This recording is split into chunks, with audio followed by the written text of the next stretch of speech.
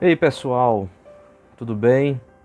Mais um dia nessa nossa caminhada de incertezas, de inseguranças em muitas áreas, mas nós não podemos sucumbir, precisamos seguir firmes, ainda que haja preocupações de todas as ordens, nós precisamos cultivar o nosso coração e a nossa alma, alimentados e regados por aquilo que produz vida em nós. Então, na segunda parte, na última reflexão que fizemos, eu encerrei dizendo que a graça de Deus ela é suficiente para cada passo da jornada. E assim é. A cada passo, a graça de Deus vai sendo o chão firme onde nós pisamos. Isso significa dizer que algumas vezes pode ser fácil.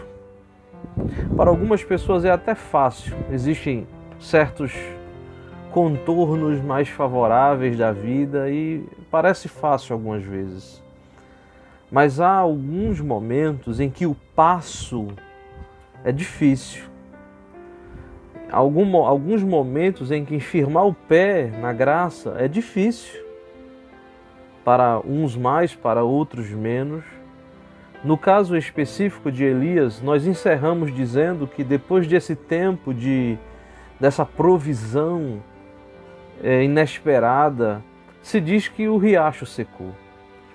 E é nesse momento que o passo na jornada da graça se revela mais difícil.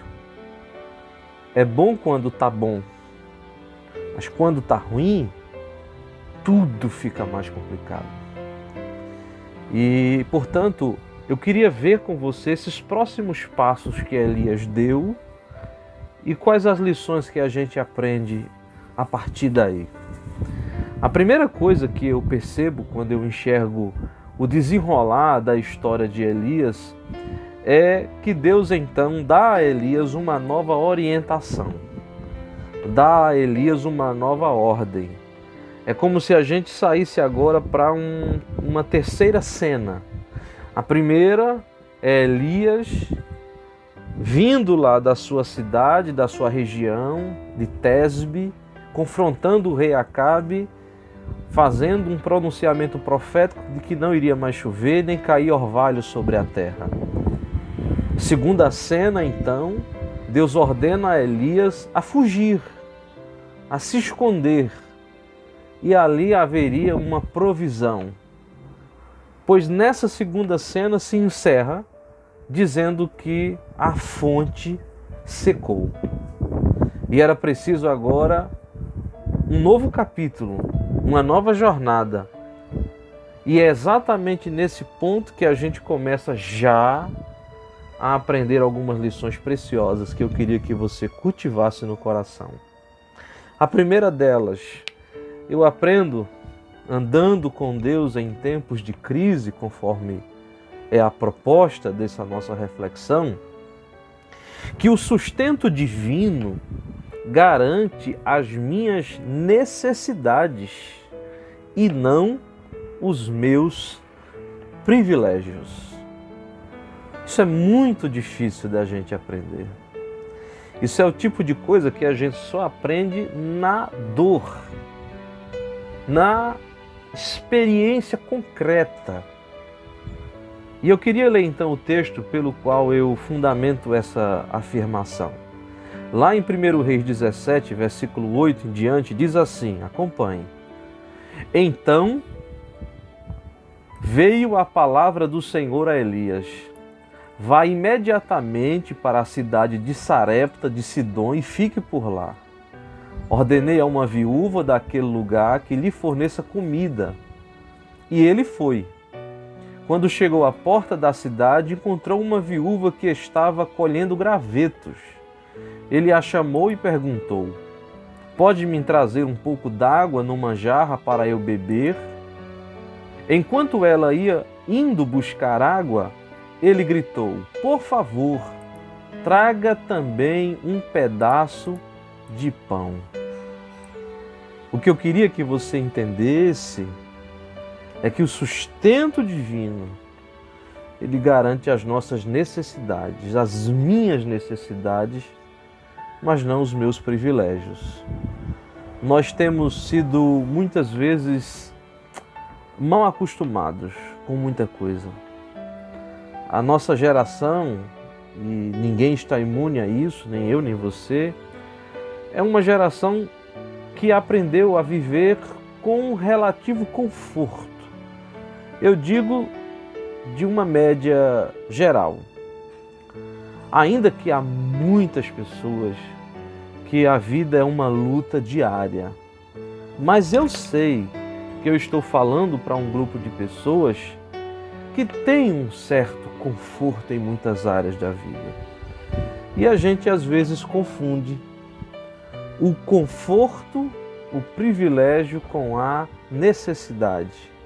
De modo que quando a torneira do conforto fecha,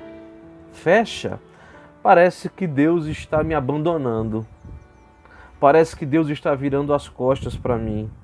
Quando eu não posso ter isso ou aquilo, que quando a gente analisa sob o ponto de vista mais realista da vida e da média geral de todo mundo, são apenas privilégios que nós temos.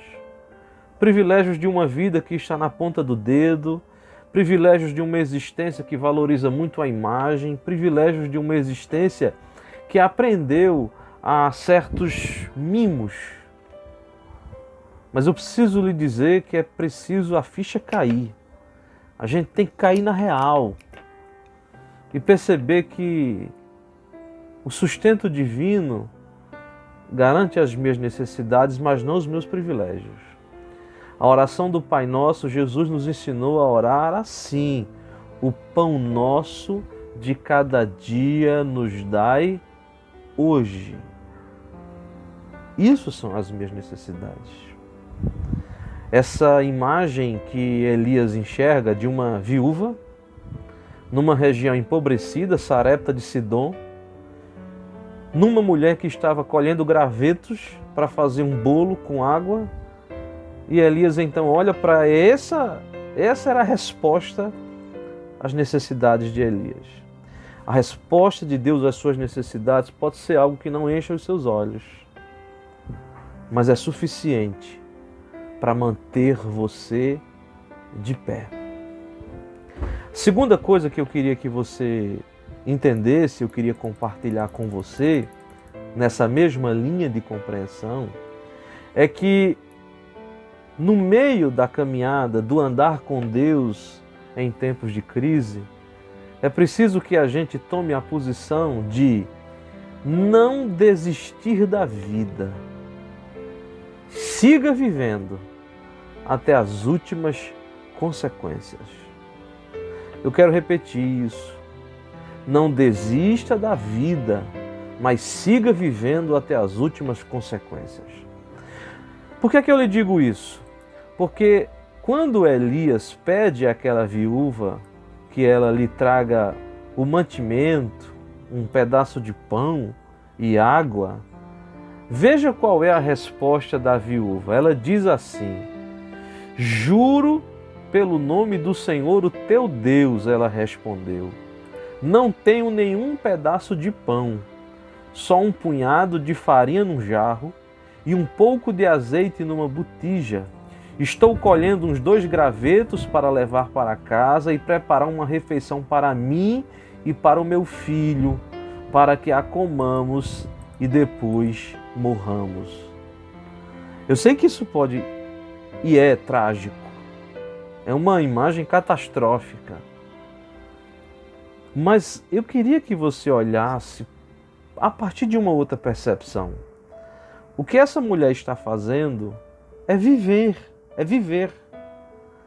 Ela está vivendo. Ela não desistiu da vida. Ela sabe das consequências, ela tem um olhar realista, ela sabe descrever o cenário de caos, mas ela vai vivendo até as últimas consequências. Essa coisa do alimento, essa coisa de fazer a comida, essa coisa de fazer a provisão para o filho, isso é viver, gente. Isso é viver. Tem gente que já está desistindo da vida. Tem gente que já está desistindo de tudo. Calma. Não desista de viver. Não desista da vida. Vamos seguir vivendo até as últimas consequências. Amando quem está por perto. Ajudando quem a gente pode ajudar. Servindo a quem a gente pode servir. E vivendo. Vivendo. Todo dia, como ensinou Jesus. Todo dia. Basta ao dia o seu próprio mal. Eu sei que às vezes a gente analisa o cenário e percebe que é grave. Mas isso vai passar, mas as lições vão ficar. As lições de aprender a viver e a não desistir da vida e não desistir daqueles que precisam de nós. Tem gente que precisa de você. E eu não falo só do pedaço do pão e do copo d'água. Eu falo daquele alimento presencial, aquele alimento da presença, do apoio, da força. E eu quero encerrar essa terceira parte, então, trazendo uma última lição para você. E a lição é essa, que as fontes da vida, segundo Deus, podem mudar de forma, mas elas nunca cessam completamente. Eu acho isso tão lindo. As fontes da vida, segundo Deus, elas podem mudar de forma, mas elas nunca cessam completamente. Quando aquela mulher disse a Elias que a fonte que ela possuía era um punhado de farinha e água para fazer um bolo para o seu filho e ela, Elias lhe disse assim, diz o versículo: não tenha medo, vá para casa e faça o que disse. Mas primeiro faça um pequeno bolo com o que você tem e traga para mim. E depois não secará o azeite na botija até o dia em que o Senhor fizer chover sobre a face da terra. Viu como a forma muda, mas a provisão permanece. As fontes da vida, segundo Deus, podem mudar de forma, mas elas nunca cessam completamente. Escute bem. As fontes de vida de Deus para você não vão cessar. Elas podem mudar de forma, mas elas não vão cessar. Esse azeite da botija que nunca cessa até o dia que Deus mande chuvas, tem uma força simbólica muito poderosa, a da graça de Deus que vai se renovar todos os dias. As fontes de vida não vão cessar completamente, ainda que elas mudem a forma. Portanto, descanse seu coração, aquiete seu coração em Deus, aquiete sua alma, porque não vai cessar completamente as fontes de vida que Deus tem separado e reservado para mim e para você. Que Deus abençoe você e até mais, até breve, com a quarta parte dessa nossa jornada.